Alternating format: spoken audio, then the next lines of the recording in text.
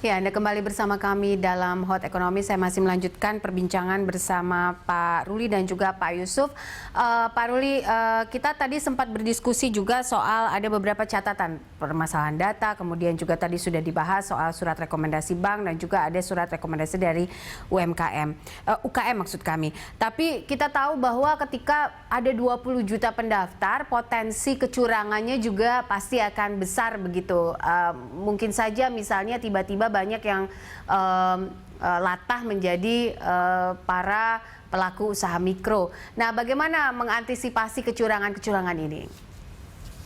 Ya, terima kasih, Bob. Jadi begini, saya kira perlu disamakan narasinya dulu. Ini adalah bantuan untuk usaha mikro. Jadi bukan UMKM, tapi usaha mikro justru. Itu satu. Usaha mikro itu, seperti yang tadi dikatakan oleh Pak Yusuf, ini sangat mobile sekali begitu.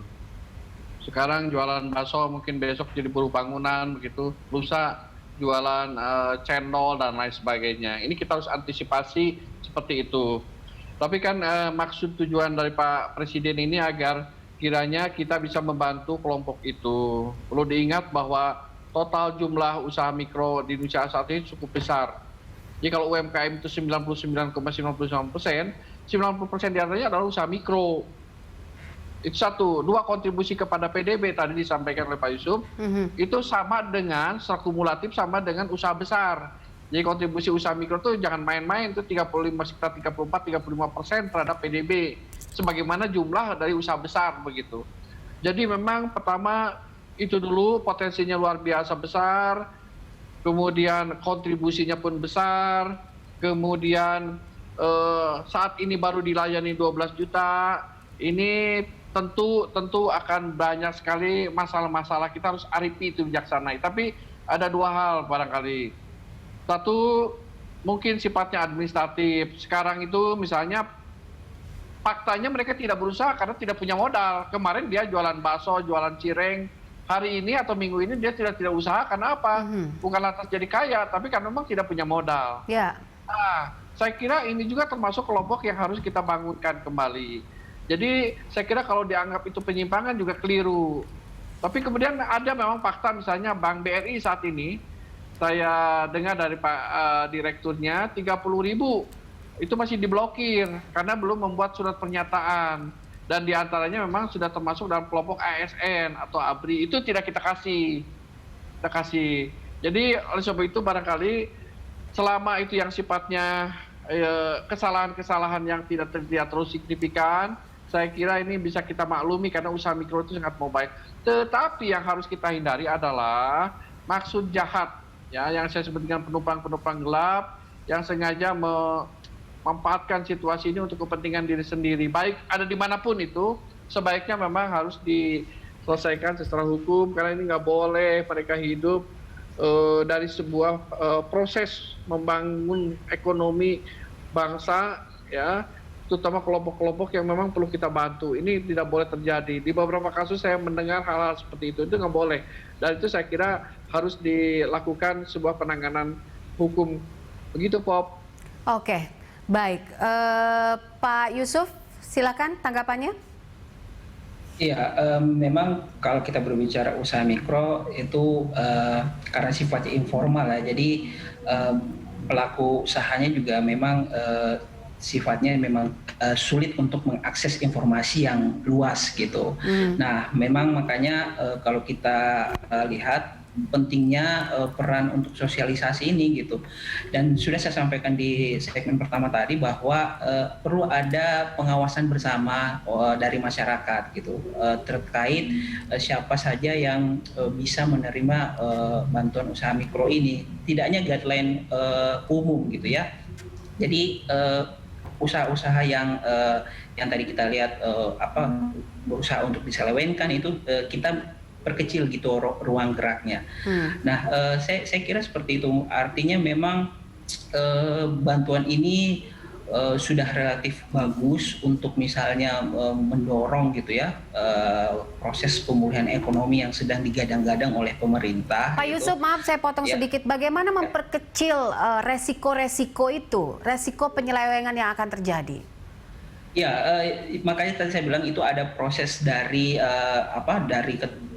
keterlibatan masyarakat tentang mengawasi siapa saja yang bisa menerima bantuan ini gitu. Tentu Kementerian UKM dan juga lembaga-lembaga yang terkait dengan bantuan ini sudah mempunyai ya kriteria siapa yang harus dibantu. Tapi ketika ini tidak transparan gitu ya, menurut saya tidak jelas, ini yang kemudian akan mendorong masyarakat untuk menduga-duga gitu. Ya.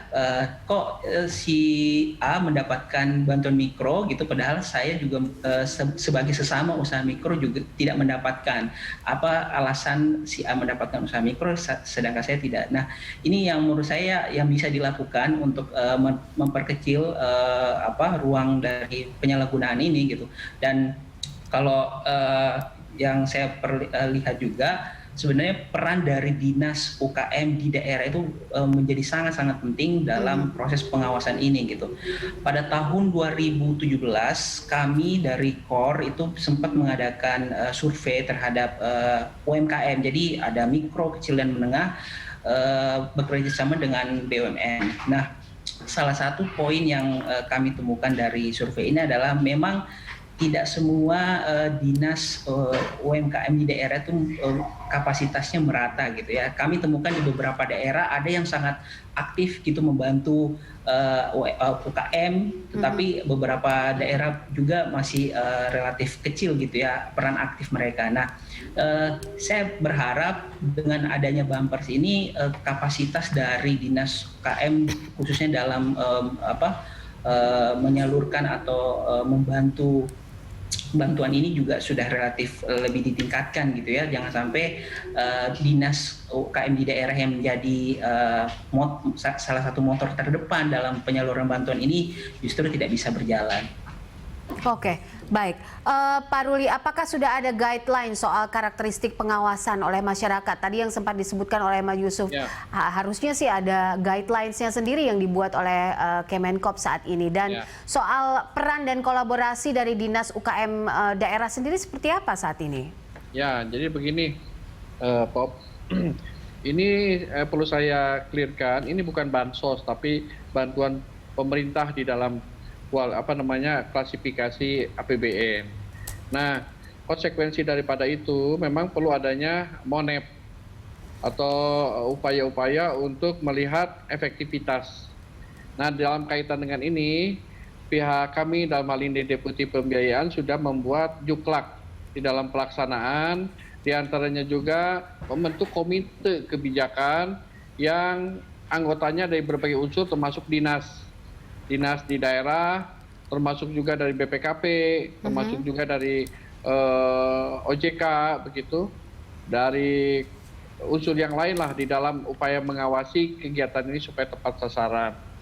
Jadi diharapkan memang pada minggu-minggu ini sudah mulai melakukan aktivitas supaya benar-benar yakin bahwa program ini memang tepat sasaran. Tapi kembali kepada tadi persoalan, pengendalian yang pertama adalah di perbankan, di mana dana itu saat ini mengalir ke rekening masyarakat melalui bank itu.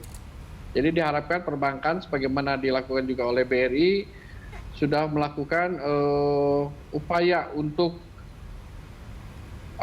menahan rekening tertentu yang memang diindikasikan terjadi kurang tepat sasaran begitu.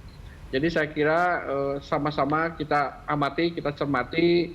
Yang penting adalah dana itu sampai ke masyarakat, terutama usaha mikro, dan kembali mereka gunakan untuk modal usaha begitu, Pop. Oke, baik. Itu harapan yang sama-sama kita pikirkan untuk membantu usaha kecil mikro ini. Karena kan ini bentuknya pasti seperti warung-warung kecil begitu. Tapi ada juga persoalan digitalisasi yang kadang-kadang ini juga sulit sekali menyentuh kalangan usaha-usaha yang kecil begitu, Pak. Nah, nanti kita akan bahas seberapa besar UKM ini bisa go digital dan apa tantangan pemerintah dalam mewujudkan digitalisasi di industri grassroots ini sesaat lagi.